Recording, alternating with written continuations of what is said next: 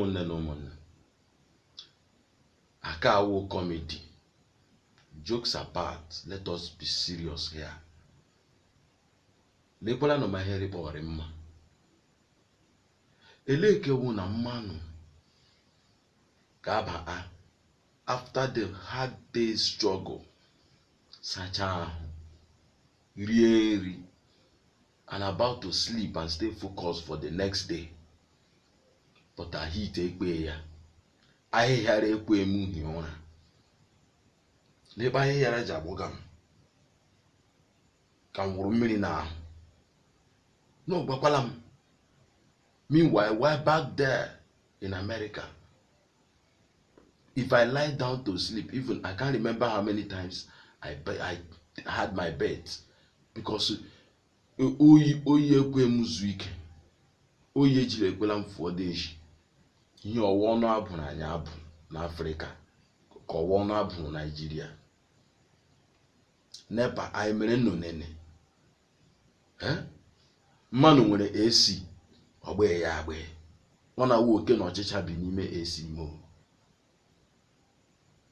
Mmanụ nwere fan, ọgbe ya agbe. Since I came back, I've never used AC or fan in this house. Why? Kemgbe m bịọrọ Nigeria, ahụbeghị m ọkụ NEPA for more than 4 times. Yoma Nigeria, change have come. Here we change all. In fact, what I call this is change, not change. I hear we bondage. Lekwala pa ahịhịara ji agbọga m. Ndị na-achị anyị mere nnọnene. Ọkwa ka nnu ji bịa yọọ anyị atịla nnu vote. Nna abacha dị ya na ma anyị bullshit. Anyị na idiot. Ma ndị gọvanọ anyị hụ, ma president anyị hụ, ma commissioners anyị hụ, nwụnọchụ yọnwụ gbulaka esi ya kunwo n'ishi vavavavava. Afa na-ekwu nwo n'ishi vavavavava. Anyị ndetola nwo vote. Lebe anyị ji nọrọ na heat, nọrọ na mosquito. Lebe anyị ji nọrọ ataga ahụ. Mme mistake meghe cotton gbulaka. Ya me a mosquito niile na side mere oyo masị piom nwa wuju ime nga na atakashia ma. Mosquito nọ na Nigeria kwụgachi ụzụ. Ebugecha ha wet lift. Akpacha ha syringe aka agariga. In fact, mama ke winch, mama ke mosquito. Ahe ka owo nene, ihe owo ọnụ abụ na anya abụ. Ọkwa nnu jide abịa ala bekee. Hụkwa ebe ahụ re. Mkpe eji mejicha ụzọ, mejicha ihe niile, ebe niile ama mma. Nọ na bịa ebe, nna hafụ ebe yarị ka headquarter ekwensu, headquarter ọkụ mmụọ. Enwediri ihe dị iche ọkụ mmụọ na ebe anyị nọ, ebe ewu Nigeria anyị nọ. Enwere different, gbakpala m ihe emege n'ọkụ mmụọ na-emega ahụ nga. Ma heat, ma mosquito, ma wickedness ndị mmanụ. Ọ bụrụ ala bekee, onye fụ zebra crossing, ma ọ wụ zebra crossing or not, onye buru moto hụ mmanụ ya akwụsị mmanụ agafe. But here, ọ mmanụ ji achana moto ejila achana mmanụ. In fact, ime mistake tishi nga moto bịaga, onye nọ n'akụkụ ewere koboko pịa ka aga.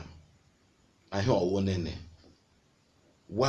Why are we full of evil and wickedness? Why are we full of evil and wickedness? Why can't we make this place better? Why can't we just fix this place? What will it take to fix Nigeria? What will it take? What will it take to fix Nigeria and make Nigerians happy and comfortable? What will it take? You will be in a house. I say crime. Why won't crime be on the high side? Somebody will grow up in a very poor environment. Good school, gaga. Gejishike ga school, go child secondary, go primary, go secondary, ba university, problem. Mgbe jambu na abọchana gị isi lacha gị seku. aptitude test abịa chi gị polo as a regular candidate gaa na hapụ ga law ma medicine ma engineering ị chọrọ ịgụ general animal science because you just want to go to school. Herikpọrọ mma ihe wickedness. Mmanụ na mecha ya wee educated illiterate, school agara n'okenye, school agara n'agadi, enwe ihe mụtara.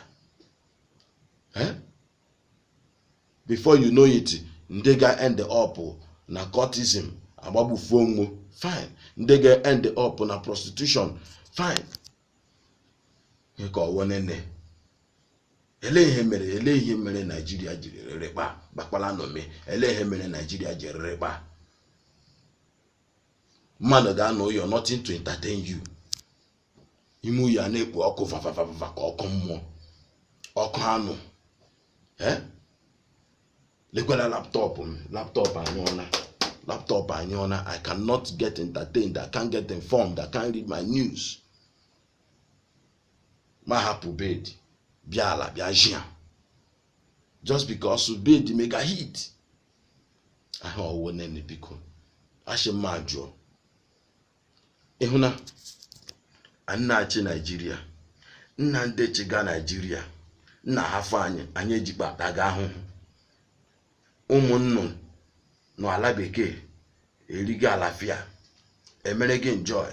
Enwerege scholarship. No chọkwa ha chọ elu di nwa alụọ ndị big man ibe nwo. Ndị ke nwoke achọ elu nwanyị nwa alụọ ndị big man ibe nwo. Chineke na-elela nnu. Atonda ga-agbagbu nnu ni Tonda ga-agbagbu nnu mega press up. Ọkụ mmụọ ebe nnu ga-anọ hụ na ndị commissioners, senators, ministers, ma ndị president, governors hapụrụ anya ị na-ata ahụhụ ndị tela vote. Party nnu ga-anọ n'ọkụ mmụọ. Chineke akwamana ya nkụ. Chineke akwamana ya ezigbo nkụ icheku. A ga-agba nnu mpikomkom. Ọkụ mmụọ ke nnọrọ special. Chineke nọ renovation. Don't worry. No ga-ahụ chishi ya one by one. Ọkwa nnu. Sometimes legide ala bekee ma ajụ masị ebe ọ bụ n'ụwa dị ụta kedikene ka eluigwe ga-adị. Ahịhịara emecha na menwecha akpụ obi nga m ji hand fan efega breeze. Atọwel m ji asa ahụ ka m ji ehichaga heat because handkerchief cannot handle it at all. Nigeria will so frustrate you that a young man at age of 30 amabeho his direction in life. Amabeho ebe oche. He's not even thinking of marriage because where did you see job? Ora carry ahụ ya end ya up gbama keke. Yes, because that is the only option. If you go to look for a job, Ashigi will take 300,000. If you don't have 300,000, they won't give you job. How can an unemployed person who has graduated for 10 years bring 300,000? If he had 300,000, why you bid over here and two more? Why none? More why him Buhari? Gande Nagaya 300,000 to employ him. Or Shebe with there. You are indirectly asking him to go and steal. Yana pare when ne blame man. Oh, somebody pota. Ya why ne anuga general hospitals in all the 27 local governments in the state. Meanwhile, the already existing general hospitals and primary health care centers they are just dilapidated. No hope for the common man. Go to the foreign countries, go to the Western world, there is medical insurance. No medical insurance in Ghana, as long as I'm concerned. Gauge 1,000 naira to see the doctor, forget it. In fact, if you have a brother or sister, and in the villages where there is no hope for the general hospitals, for a common man in the village, and you cannot bring him to town, unabando bido burial arrangement. Yeah? Doctors now refer patients from the general hospitals to their own private hospitals. And if you don't have money to afford a doctor in a private hospital, ya kara gị mma na ibidoro burial arrangement onye rintu before ya nwụ. Na-ebido na gboo dewe will, bido na gboo bido burial. What gives me so much cause to think is the kind of sickness a na-arịa na Africa, the kind of ọrịa a na-arịa na Nigeria. Ịnụ aha ọrịa gị na wonders ihe ọwa ọrịa Chineke mere ka ọwụ ajọsụrụ kpọọ ya aha. Ndị ọcha arịa ma ọrịa nga, it doesn't sound serious. ọrịa ka ihe nwere ike igbu mmadụ: cancer, stomach ulcer, low sperm count, low self-esteem, high blood pressure. It doesn't sound serious.